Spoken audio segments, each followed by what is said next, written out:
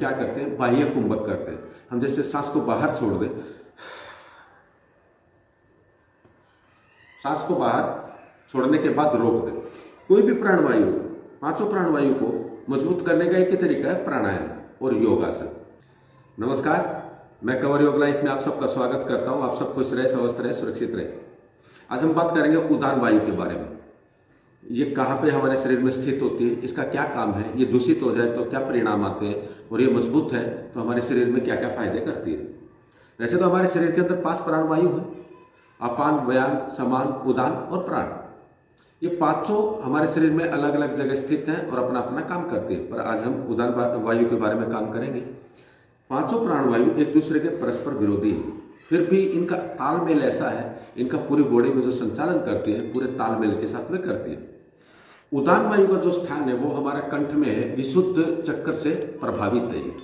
वहां पे इसका प्रभाव पड़ता है विशुद्ध चक्र पे।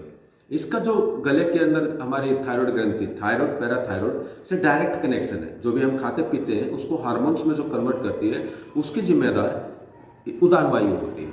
उदान वायु का मतलब ऊपर की तरफ उठना। इसका चित्त, मन, चेतना, बुद्धि से डायरेक्ट संबंध है। हमारे विचारों का जो डायरेक्ट संबंध है वो उदान वायु से है। हमारे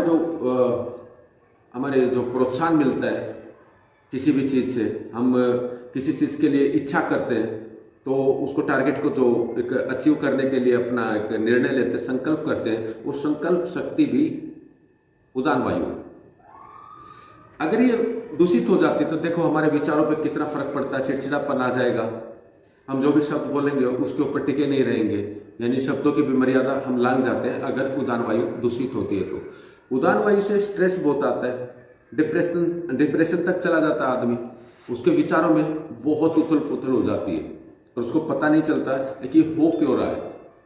जिनको ऐसी स्थिति है, जिनको बात बात पे बिगड़ना, बात बात पे गुस्सा आना, तो ये उदान वायु उसकी जिम्मेदार होती है।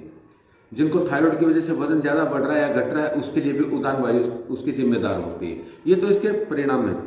अगर ये मजबूत है तो आदमी की सोचने की क्षमता, विचारों की क्षमता इतनी बढ़ जाती है, निर्णय लेने की क्षमता बहुत बढ़ जाती है, मेमोरी पावर बहुत बढ़ जाती है, चेहरे पे एक ब्राइटनेस, एक तेज आ जाता है, आंखों में बहुत चमक आ जाती है। एक देखे तो फ्रेश आदमी दिखता है ना, वो उदान वायु उसकी मजबूत होती है तो उसके चेहरे से नजर आता है कि आदमी फ्रेश है, तो उसकी उदान वायु बहुत मजबूत है। कोई भी प्राणवायु, पांचों प्राणवायु को मजबूत करने का एक ही तरीका है प्राणायाम और योगासन। आज मैं आपको 2 प्राणायाम ऐसे बताऊंगा और एक योग आसन ऐसा बताऊंगा जिसकी वजह से उदान वायु को मजबूत किया जाता है और अपने जो सोचने की क्षमता है, विचारों की क्षमता है, हमारी जो चेतना जागृत होती है उसको जगाने के लिए चेतना का डायरेक्ट संबंध हमारी कुंडलिनी से होता है।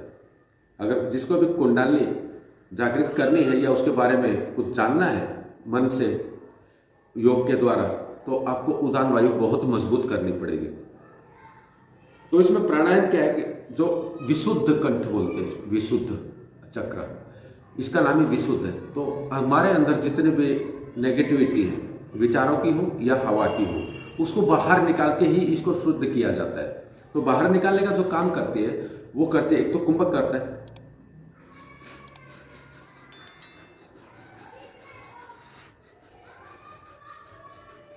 2 से 3 मिनट तक सुबह खुली हवा में कुंभक करना चाहिए, उससे उदान वायु मजबूत होती है। 200 से 300 टाइम कम से कम। उसके बाद जो हमारे बॉडी में वात, हवा, जो दूषित हवा है वो कहीं ना कहीं ज्वाइंट में रहती है, तो उसको निकालने के लिए हम क्या करते हैं, बाह्य कुंभक करते हैं। हम जैसे सांस को बाहर छोड़ दें, सांस को बाहर छोड़ने के बाद रोक दें, तो अंदर एक पेट में खिंचाव आता है। वो क्यों बनता है, तो पूरे शरीर की जो एक्स्ट्रा वात है, एयर है, दूषित एयर है, उसको खींच करके पेट में ले आती, पेट के द्वारा, मुंह से सांस के द्वारा बाहर निकल जाती है।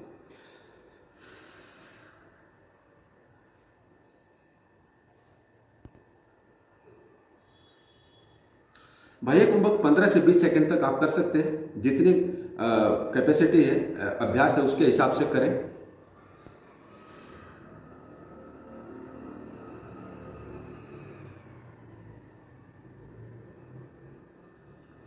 चार से 5 टाइम बाह्य कुंभक के और भी बहुत सारे फायदे हैं। जिनको वात है, गैस है, कब्ज है, इंटेस्टाइन में मल जमा हुआ है, उसको भी साफ करती है बाह्य कुंभक। और उदान वायु के लिए तो बहुत रामबाण है। उसके बाद सारी प्राणवायु के लिए एक प्राणायाम रामबाण है, वो है गहरी सांस लेना, डीप ब्रीथिंग। लंबे सांस लेना है, धीरे धीरे छोड़ना है।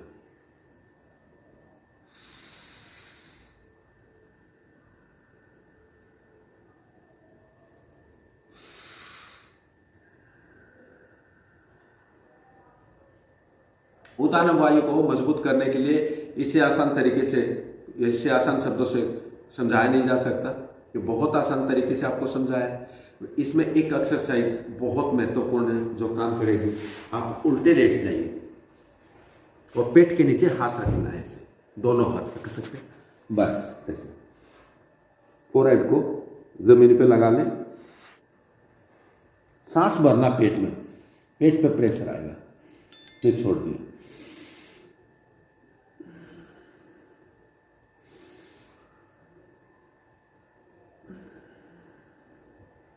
इससे होगा क्या, जब हम सांस लेते हैं वो प्रेशर से, क्योंकि नाभि में जाने के बाद ही सांस ऊपर की तरफ कहीं पे भी बॉडी में डिस्ट्रीब्यूट होती है, तो हमारा प्रेशर पड़ता है शरीर का। तो उदान वायु का मतलब वो ऊपर उठना, तो वायु ऊपर उठती है, आपकी ऑक्सीजन ऊपर चढ़ती है, आपके गले में जाती है, आंखों पे, मुंह पे, फोरहेड पे, सर चक्कर तक जाती है। तो अपर बॉडी के लिए, आंखों के लिए, नाक के लिए, मुंह के लिए, कान के लिए, आपके सर्वाइकल के लिए, फोरहेड के लिए उदान वायु अगर मजबूत है तो सर दर्द तक भी नहीं हो सकता कभी। सर्दी, खांसी, जुकाम में भी बहुत फायदा करती है, उदान वायु को मजबूत करें। आज का वीडियो कैसा लगा शेयर करें, सब्सक्राइब करें। बहुत बहुत धन्यवाद।